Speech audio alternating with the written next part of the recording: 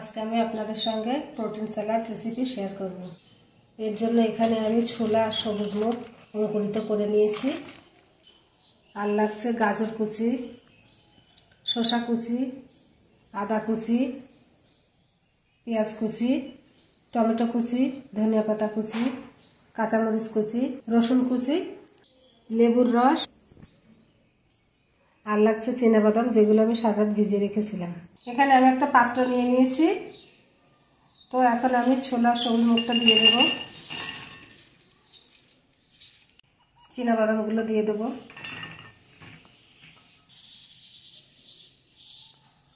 গাজর কুচি, শসা কুচি,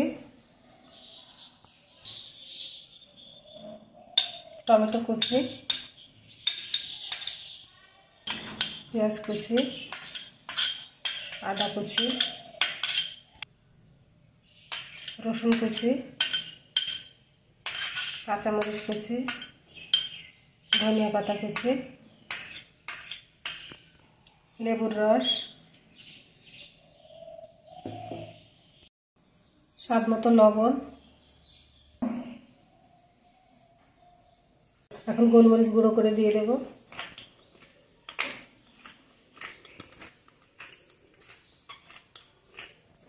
আপনারা চাইলে গোলমরিচ নাও দিতে পারেন, এটা অপশনাল।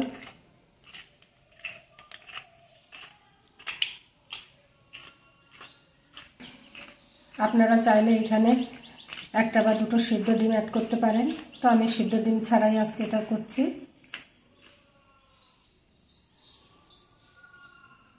এখন সব কিছু আমি একসঙ্গে মিক্সড করে নেব।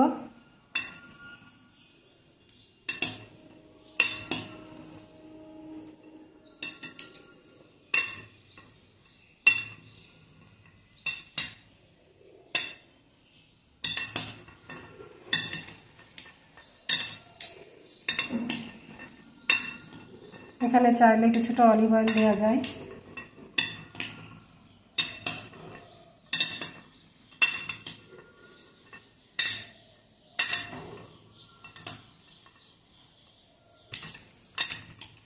সব কিছু আমি ভালোভাবে মিক্সড করে নিয়েছি।